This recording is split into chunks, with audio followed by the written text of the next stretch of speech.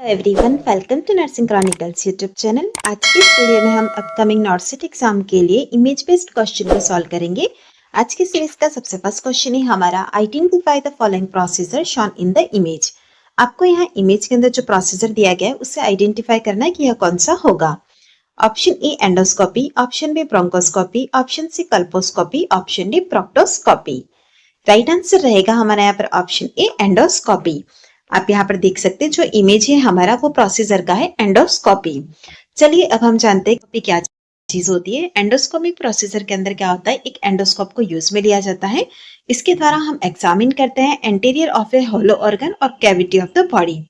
इसी के साथ ही जो हमें दूसरे ऑप्शंस के अंदर टर्म्स दी गई थी उसे भी देख लेते हैं कि वो क्या चीज होती है। बात करते हैं हम ब्रोंकोस्कोपी की। ब्रोंकोस्कोपी के अंदर ब्रोंकोस्कोप का यूज में लिया जाता है जो कि एग्जामिन करता है इनसाइड द ट्रेकिया, ब्रोंकाई और air passage that lead to the lungs and the lungs को। नेक्स्ट आता है कल्पोस्कोपी। कल्पोस्कोपी के अंदर कल्पोस्कोप को यूज में लिया जाता है और इसके द्वारा हम क्या एग्जामिन करते हैं, सर्विक्स, वेजाइना और वल्वा को। बात करते हैं प्रोक्टोस्कोपी की। प्रोक्टोस्कोपी के अंदर प्रोक्टोस्कोप को यूज में लिया जाता है जिसके द्वारा एग्जामिन किया जाता है एनाल कैविटी, रेक्टम और सिग्मोइड कॉलन को। नेक्स्ट क्वेश्चन है हमारा, identify the type of vertebra deformity seen in the below image. हमें यहाँ पर इमेज के अंदर वर्टिब्रा डिफॉर्मिटी दी गई है। हमें यह आइडेंटिफाई करना है कि यह कौन से टाइप की वर्टिब्रा डिफॉर्मिटी है। Option A kyphosis, option B scoliosis, option C lordosis, option D normal curvature of the spine. Right answer रहेगा हमारा यहाँ पर ऑप्शन ए काइफोसिस। चलिए अब हम देख लेते हैं कि काइफोसिस क्या चीज होती है। सबसे फर्स्ट हमें यह पता होना चाहिए कि नॉर्मल स्पाइन जो होता है वो किस तरह का होता है। नॉर्मल स्पाइन सबसे फर्स्ट इमेज के अंदर देख सकते हैं उसका कुछ इस तरह होता है, लेकिन आप काइफोसिस के अंदर देखेंगे तो उसका शेप कुछ इस तरह का आपको दिखाई देगा। काइफोसिस का डिस्क्रिप्शन अगर हम देखेंगे तो यह टिपिकली अफेक्ट करता है हमारा अपर बैक रीजन को, जो कि एक हंच की तरह अपीयर होता है बिलो द नेक। जैसा कि आप यहाँ पर देख रहे हैं, यह हंच अपीयरेंस देखने को मिलता है काइफोसिस के अंदर। बात करते हैं काइफोसिस की, तो काइफोसिस के भी अलग अलग सब टाइप्स होते हैं। सबसे फर्स्ट होता है हमारा postural kyphosis. This is the most common type that usually develop in children and adolescents. यह जो होता है चिल्ड्रन और एडोलसेंट के अंदर कॉमनली डेवलप होता है। नेक्स्ट आता है हमारा श्योरमान सिंड्रोम। यह एक severe form of the disease है जो कि हमें चिल्ड्रंस के अंदर देखने को मिलता है। थर्ड नंबर पर आता है हमारा hyperkyphosis. This type of kyphosis develop due to ageing, specially in osteoporosis. Due to ageing यह डेवलप होता है और स्पेशली ऑस्टियोपोरोसिस के केस के अंदर डेवलप होता है। नेक्स्ट आता है हमारा कॉन्जेनाइटल काइफोसिस जो कि न्यूबॉर्न्स के अंदर देखने को मिलता है। इस तरह से आप देख सकते हैं हमने काइफोसिस के यहाँ पर 4 टाइप्स देखे हैं। कौन कौन से हैं? पोस्चुरल काइफोसिस, श्योरमान सिंड्रोम, हाइपरकाइफोसिस और कॉन्जेनाइटल काइफोसिस। नेक्स्ट क्वेश्चन है हमारा, which type of fracture is seen in following image. यहाँ पर जो इमेज दिया गया है उसके अंदर किस टाइप का फ्रैक्चर हो सकता है। Option A compound fracture, option B green stick fracture, option C spiral fracture, option D complete fracture. Right answer है हमारा यहाँ पर ऑप्शन डी कंप्लीट फ्रैक्चर। हमारे पास यहाँ पर जो इमेज दिया गया है वो है हमारा कंप्लीट फ्रैक्चर का। चलिए अब हम देखते हैं कि कंप्लीट फ्रैक्चर जो होता है वो क्या होता है। बात करते हैं अगर हम कंप्लीट फ्रैक्चर की, तो इसके अंदर 2 pieces of the bone resulting from the fracture completely separate from each other। Fracture की वजह से क्या होता है, बॉन के 2 पीसेस हो जाते हैं जो कि दोनों एक दूसरे से बिल्कुल ही सेपरेट होते हैं, यानी कि कंप्लीटली सेपरेट होते हैं, तो उसे हम कहते हैं कंप्लीट फ्रैक्चर। जैसा कि आप यहाँ इस इमेज के अंदर भी देख सकते हैं, कंप्लीट फ्रैक्चर कुछ इस तरह का दिखाई देता है। नेक्स्ट क्वेश्चन है हमारा, which type of posture shown in below image. नीचे दिए गए इमेज के अंदर कौन से टाइप का पोस्चर है। Option A normal posture, option B decorticate posture, option C decerebrate posture, option D none of the above. Right answer रहेगा हमारा यहाँ पर ऑप्शन बी डिकॉर्टिकेट पोस्चर। चलिए अब हम देख लेते हैं कि डिकॉर्टिकेट पोस्चर के अंदर क्या होता है, डिसेरिब्रेट पोस्चर के अंदर क्या होता है। आप यहाँ इस इमेज को देखेंगे, यह है हमारा डिकॉर्टिकेट पोस्चर का। इसके अंदर जो होता है एबनॉर्मल फ्लेक्शन होता है। उसी तरह से एक और टर्म आई है जो कि है हमारी डिसेरिब्रेट पोस्चर की। नेक्स्ट इमेज जो हमें यहाँ पर दिया गया वो है हमारा डिसेरिब्रेट पोस्चर, जिसके अंदर आप देख सकते हैं यहाँ पर बॉडी का जो है एबनॉर्मल एक्सटेंशन हुआ है।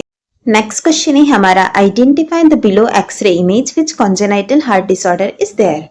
हमें यहाँ पर एक एक्सरे इमेज दिया गया है, उसके अंदर कौन सा कॉन्जेनाइटल हार्ट डिसऑर्डर है यह आइडेंटिफाई करना है। Option A TOF, option B ASD, option C VSD, option D PDA. Right answer रहेगा हमारा यहाँ पर ऑप्शन ए टॉफ।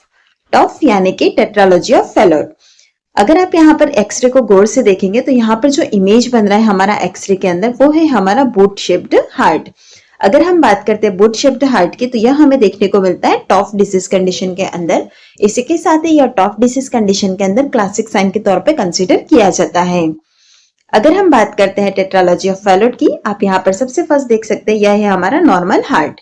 उसी तरह से अगर हम बात करते हैं टेट्रालॉजी ऑफ फैलोट की तो इसके अंदर 4 कंडीशंस इंक्लूड होती है। सबसे फर्स्ट आती है हमारी ओवरराइडिंग ऑफ आउटा, उसके बाद आता है पल्मोनिक स्टेनोसिस, उसके बाद आता है वेंट्रिकुलर सेप्टल डिफेक्ट यानी कि वीएसडी, और फिर आता है राइट वेंट्रिकुलर हाइपरट्रॉफी यानी कि आरवीएच।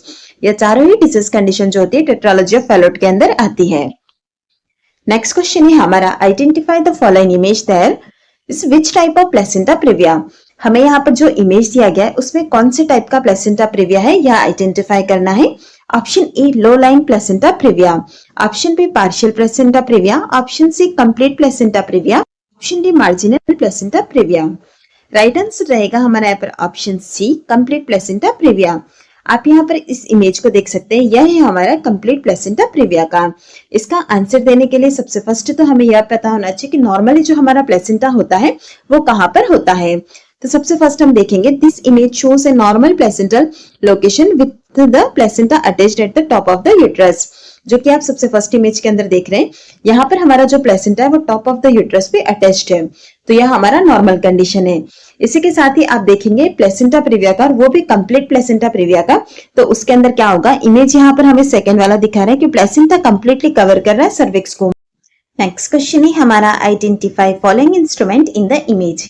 आपको इमेज के अंदर एक इंस्ट्रूमेंट दिया गया है, आइडेंटिफाई करना है कि इंस्ट्रूमेंट कौन सा है। Option A spreading forcep, option B Allis tissue forcep, option C intestinal forcep, option D hysterectomy forcep. Right answer रहेगा हमारा यहाँ पर ऑप्शन बी एलिस टिश्यू। आप यहाँ पर देख सकते हैं हमारा जो इमेज है यहाँ पर वो दिया गया है हमें एलिस टिश्यू फॉर्सेप का।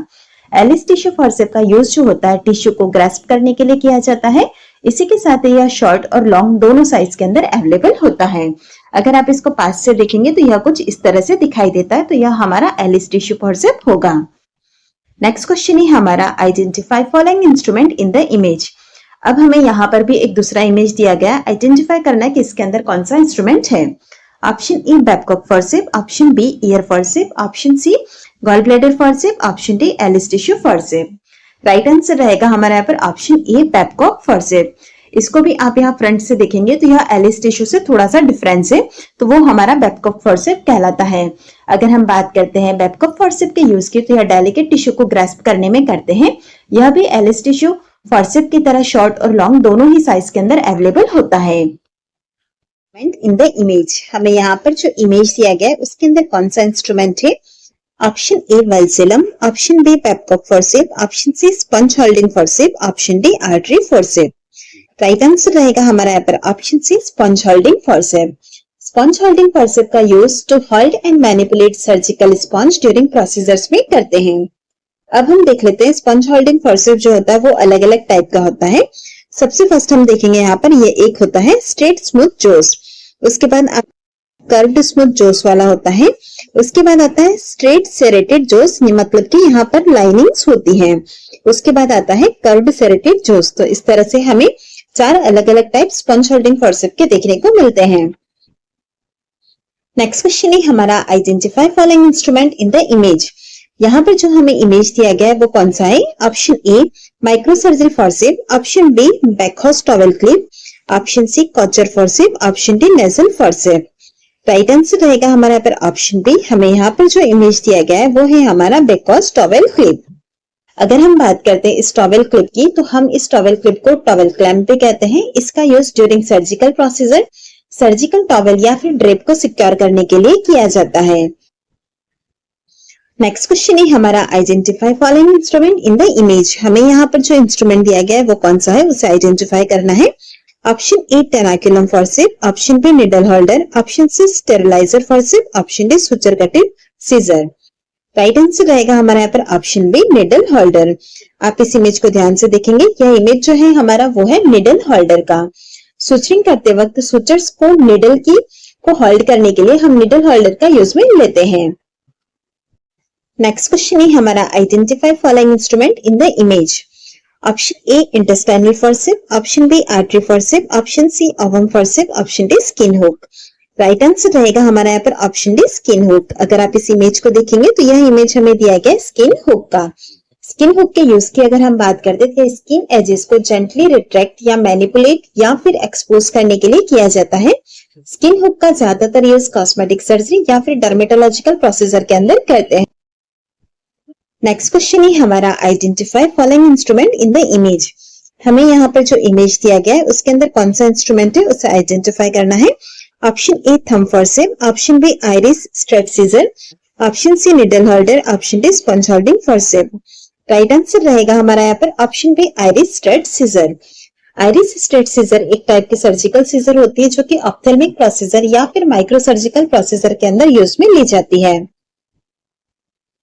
नेक्स्ट क्वेश्चन है हमारा identify following instrument in the image. इस इमेज को हम देखेंगे और उसे आइडेंटिफाई करना है कि यह इमेज कौन से इंस्ट्रूमेंट का है। Option A bone reduction forceps, option B Lister bandage scissor, option C bone cutting forceps, option D bone holding forceps.